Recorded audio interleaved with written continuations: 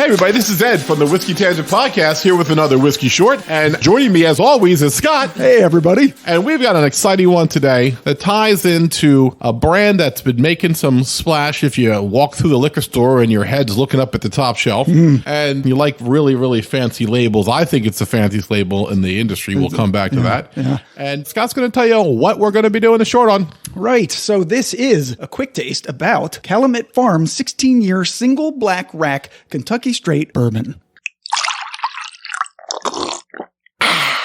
Whiskey Short.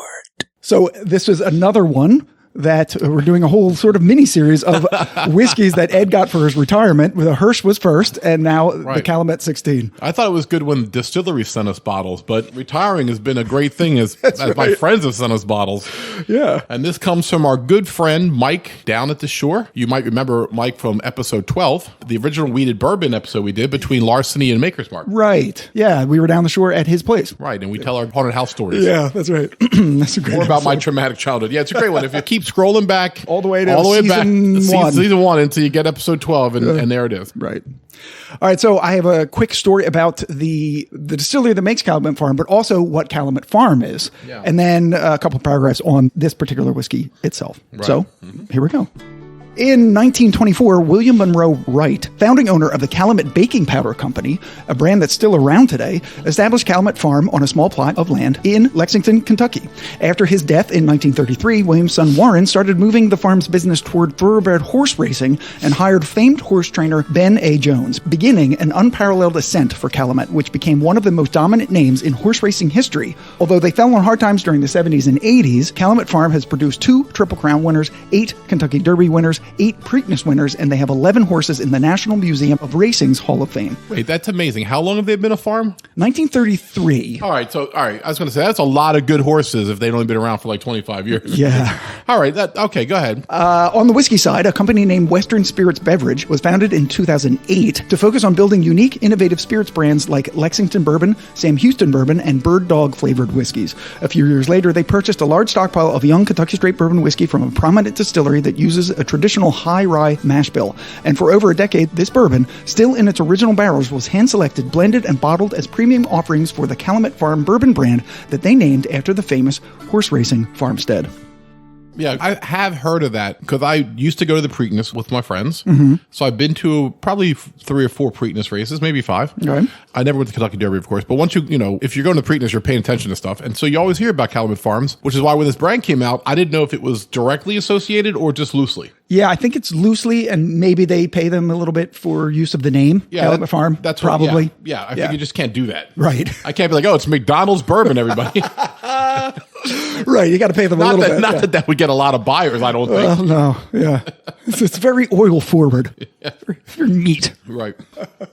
So this bourbon in particular, as you see on the very bottom of the bottle, what does it say? It says Citation. Citation, right. So the horse known as Citation, after a stunning 2-year-old season in 1947, was set to have a breakout 3-year-old season. And although he began 1948 with a handful of wins, when racing legend Eddie Acaro was tapped to be his jockey, Citation's first race was a disappointing loss at the Chesapeake Trail Stakes. But that loss would mark the start of an astonishing winning streak over the next 2 years, and by the time they captured the 1948 Triple Crown and Horse of the Year, they had amassed 27 first place and 2 second place finishes out of 29 starts. Yeah, I think it paid 30 cents a ticket for the win by that point. When it won the Kentucky Derby, it was like, all right, we all knew it was going to win. Yeah. This is win number 24. Yeah, it wasn't a big payout. Right.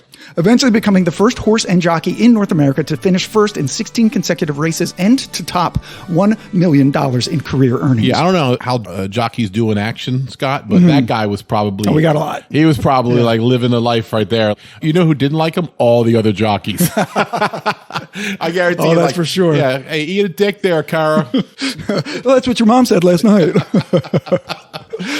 And so, to honor the legacy of Calumet Farm and its Triple Crown winning horse, Citation, this exquisite bourbon has been crafted with the same passion and dedication that led Citation to victory. We use extremely small batches of just 19 barrels for our single rack black program, in which all of the barrels used are aged in a single center rack inside the rickhouse. And because Calumet Farm bourbons have always used the same mash bill throughout the years, consumers are able to taste and be a part of our aging process in a way that's quite uncommon in the spirits industry.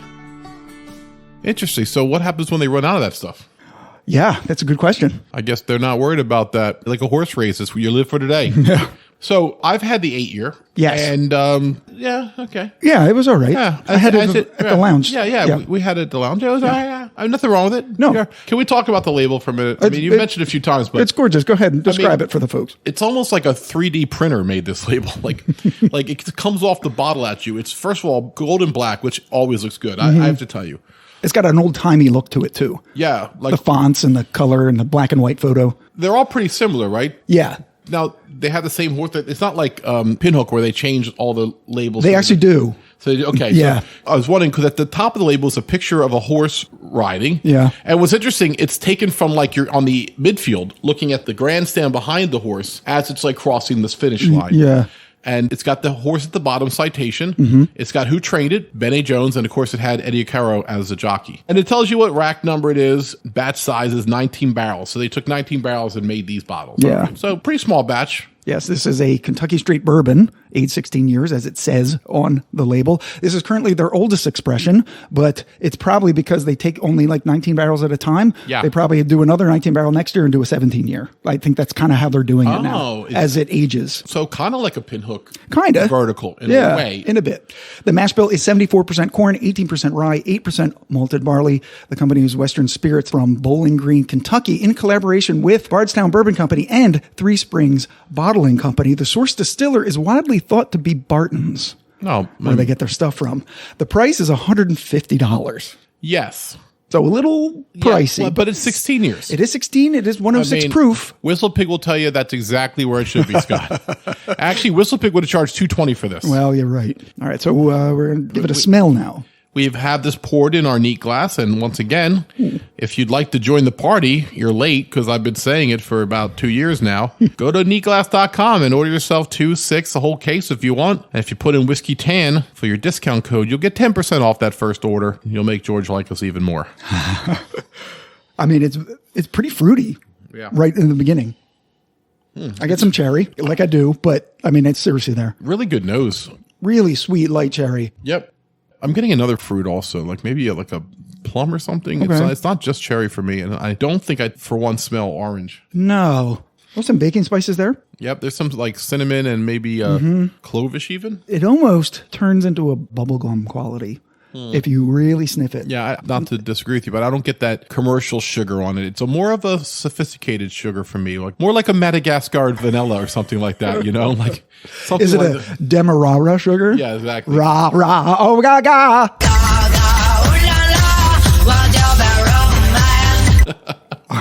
We didn't even book the crickets for tonight. That's why you're not having any right now, because it's just a short. The crickets. It's just us two. We gave the weekend off. Well, we shouldn't have done that. No, that was a mistake. Well, even crickets, they know it's the spring. They got to run around and go out at night. And that's true. Make a lot of noise. They're up all night keeping the neighbors up. They're exhausted. I mean, I love the smell of it. It's delicious. I just took a taste. Ooh.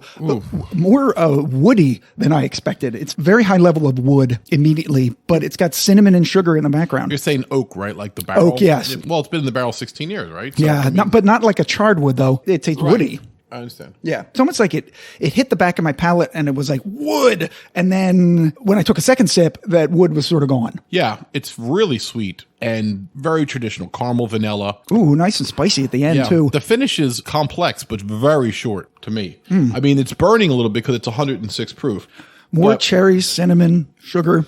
The spiciness, I'm trying to determine exactly what it is because it's sort of halfway between a chili spice and a wood spice, almost like a rye spice because this does have 18% rye. That's not a crazy amount, but I'm getting more like an earthy spiciness to it, whatever that. Almost like a cinnamon stick. Like you actually ground it off the stick. Like dried cinnamon. Yeah, right. Mm-hmm. No, I'm right there with you. Okay, so now I got a lot of sort of charred oak on the finish. Yeah, I'm putting a little bit of water to see if I can open anything up. Yeah, let's do that. This is 106 proof. You got a little room to play with here. Sure. Let's take it down to 99, see what it does.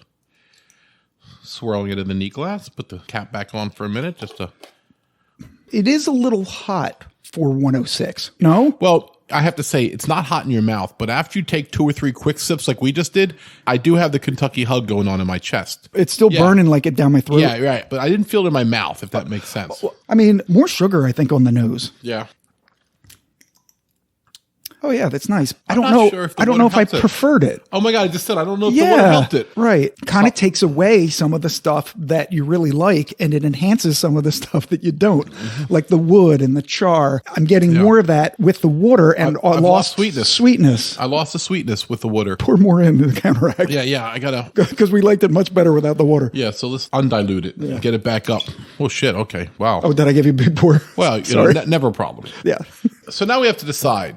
It's a good whiskey. I mean, we've recently done the Hirsch 7.5-year-old whiskey. That was a $215 bottle. We've done the Boss Hog 9, right? We've had the 2XO. What is it, that one? Yeah, the 2XO. That's a $100 bottle. We've had some of the Kentucky Owl. We've had Blood Oath, Booker's, right? Whistle Pigs. We've had several that are over So we've 100. had quite a few. And Scott and I have often said this. 125 and down, there's a lot of good stuff. And then when you get to like 250, 300, there's another level. That's where your stags are and your higher whistle pigs and your boss hogs. But 125 to 200 is a weird place. I haven't found too many whiskeys in that range that have blown me away where I felt the price was worthy. Right. But they would tell you, Calumet Farms, a 16-year whiskey for 150 is pretty much what you're going to get. Yeah. But we always ask, because we want to do a service to you guys, is it worth it? You know, your friend just retired like I did. Was this the right present to get me? I think that's really what the question should be, because it's about me. Because, well, right.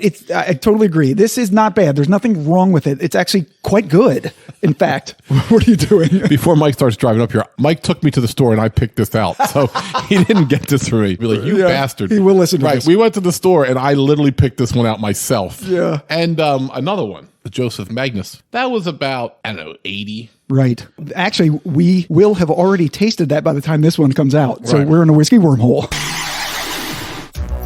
Oh, wait, you know what? We didn't do the tasting notes. Oh. And then we'll talk about their other whiskeys. All right, so what do they say we should be tasting? Okay, so this is the Whiskey Raiders. Complex, rich, and funky on the nose. Loaded with tobacco, cocoa, cherries, toffee, and a chunk of barrel char. All right, well, we had some char in there. We had the cherries. Cherries, yeah. Cocoa. I didn't really get chocolate notes. Yeah, I don't know if I'm really getting a lot of tobacco. On the palate, moderately viscous mouthfeel, and the heat is very much in check. Like the nose, it has a funky, nutty, cherry toffee profile with a great balance of oak and sweetness. Now, I thought it maybe was a little bit too much oak. And he agreed with me that on the taste, the heat is mitigated. Right. I thought it was a little hot, but that was after it was gone. Right. I mean, we don't drink on the podcast like normal humans drink. No. Like we take sip after sip after sip, all in like a 4-minute window. Yeah. Like crazy people, which if you saw someone doing it in the bar, you'd be like, that guy's had a rough day or just got divorced or something. Or yeah. That's the way we got drink ran it. over. Like we come in like drink, fill it up, drink. Yeah. Well, that's true. I mean, we It's could funny. take a longer time. There are sometimes people come on for the first time and they're not ready for that, and they get crushed in 45 minutes. And it's like we have to do damage control with them for the next couple hours and just feed them like food and coffee. And I know. On the finish, long and dry with buttercream, honey, brown butter, pepper, and more oak. brown butter. I mean, God, let me taste for that. Yeah. I mean, it is dry, and maybe that's what you meant when you said that it kind of finishes fast. Yeah. It finishes dry. Yeah. To me, it's sort of a medium length. Yeah. It's definitely not a lingering one. I just did it again. There's still flavor in my mouth right now, and I've been done the sip for about 25, 30 seconds. I mean, it's a delicious whiskey. There's Yes. really nothing wrong with No. it. We're being extra because of its price and its age. Right. Would I like it better at 120? Yes, but it's 16 years old and it's 150. I mean, with what else is out there at 16 years, Calumet Farms, if they were here, and we'd love to have you on Calumet Farms because we think you're doing good stuff, they would be like, are you kidding me? Find us a bunch of 16-year whiskeys for under 150. And they would be right. So I think... I know. I just, like Yeah. I said, I think we're being a little extra critical just because of the price and the aging. But I mean, it's delicious. Well, I mean, if you listen to the Hirsch episode, Same thing. We did the same thing there. Right. We said the 215 Hirsch might not be better or enough better than the $90 6-year. Yeah. And when we went to our friend Doug's house, we tried both side by side. And Scott and Doug liked the 6-year better than the 7.5-year one, Yeah, which we is did. $125 less. I liked the more expensive one because it was a little sweeter and more traditional notes. Definitely more toward your palate. But once again, if you're telling me I have to buy one at 215 or two at 90 and have enough money for pizza and an Uber, then I'm going to get the 290s. And that's what we try to do. We try to say, like, if you're wondering, hey, should I get this for my boss or should I get this for a friend with a promotion? Yeah, first of all, the bottle looks like something that you should win it in Vegas. Second of all, it's 16 years, which anybody who drinks more than a week knows that a 16-year bottle's got some class to it. You know what I mean? Yeah. It's got some status. It's 106 proof, so it's not watered down. It's going to come to the party right. So yeah, if you're asking me, is it worth $150? I will say yes. Calumet Farm 16 is definitely worth $150 based on where we are in the market right now. All right. So, I mean, we could talk about their other bourbons, the other Calumet bourbons. Absolutely, because we still might one day do an episode on the distillery if they tickle our fancy. If they send us every one of these. Right, if they send it, right, so Calumet Farms, if you want us to do an episode, just send us all of your whiskey. All of the following. They have a small batch. It's 86 proof. That's the same mash bill as this one. Actually, they're all the same. As I said in the intro, it's 74% corn, 18% rye, 8% malted barley. The small batch is a blend of 15 and 8 year caramel, butterscotch, banana bread, light brown sugar, and smoky char. That's about $50. They have the 8 year, which we tasted. 8 year vintage release, they call it. It's 90 proof. There's no horse on the label. It's aged oak and vanilla with fruit, white pepper, and a subtle caramel finish. That's also $50. The 10 year single black rack is 100 proof. The horse is Bull Lee, one of the few stallions in history to have sired 3 Kentucky Derby winners. Caramel, vanilla, bold oak leather, wood char, toasted honey, and baking spices. That's 90. Wait, go back to the horseman. Bull Lee? Yeah, he deserves a little more credit for that. Okay. So he sired 3 Kentucky Derby winners. Did he win anything himself? Do we know that? Apparently, no. He wasn't that good. Wow, but his kids were. Right. He was good at one thing, everybody. Banging out other horses. The 14-year single black rack is 96.2 proof. There's no horse on that one. Oak, molasses, fresh corn, wood, sugars, hay, toasted grain, toffee, vanilla, and dark fruit. That's 120. Why did you say hey like hey? I don't know why I did. I think because I had to breathe. I was right. like, hey. All right. Reading's hard.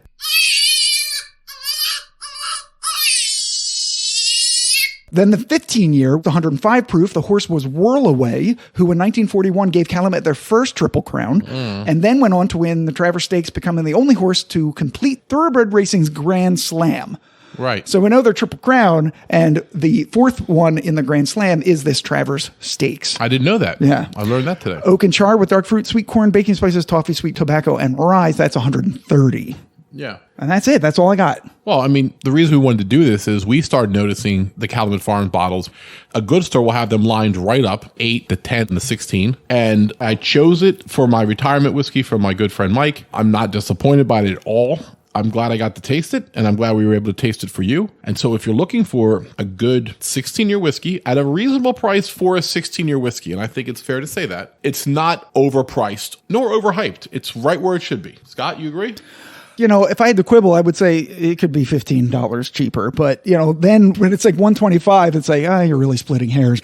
I guess we really sort of avoided it because, I mean, the label is beautiful, as we said. It's 16 years, but you see the price on the shelf and you see everything else on the shelf and you go, is it that good? Can it be that good? Are they trying too hard with the label? Right. Is this like a legitimate building distillery, or is this some type of a gimmick? Yeah. Where someone opened up shop, threw a bunch of bottles out, sourced their stuff, and it is sourced, but everyone sources. That's not a problem for me. It's how you source, what you do with it, where you age it, and obviously they have been doing the right stuff with their juice once they get it. Yeah, it's why when you got it and showed it to me, it was like, oh, that'll be a great quick taste because this is one that we wanted to try that we didn't know much about. True. And maybe people also are going into the liquor store looking at it and go, I don't know anything about this. I'm not paying $150. Right. So if you want to dip your toe, not dick, but if you want to dip your if you want to dip your toe in the water, maybe grab the 8-year for $50 and take it home and see what you think. And if it's your birthday, or like I said, there's a special occasion, maybe pony up for the 16. Or go in with a friend and you guys share it. Yeah, share it.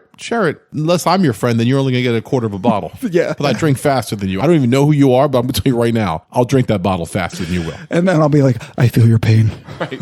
So if you're with me, it's got to be like at least a 2-to-1 split. Like I got to put up 100, you put up 50. That's right. And that way we'll get along. That is more fair. Yeah. So thank you to Mike for treating me to a great bottle. Thanks, Mike. I'll be sure to take some to the marina. By the way, anybody who is going down to Wildwood, New Jersey, and you want to rent a boat, Bunkers Marina. rents pontoon boats, and you can have a great day. So find Bunkers Marina down the shore, and if there's a burly guy outside looking exhausted and overworked, that's Mike. That's Mike. Tell him Ed sent you, and he'll knock off $5. Did you clear that with him? No, he's like, bullshit. All right, so thanks everybody for tuning in. See you next week. And for the Whiskey Tangent Podcast, I'm Ed. I'm Scott. Cheers, everybody. Later.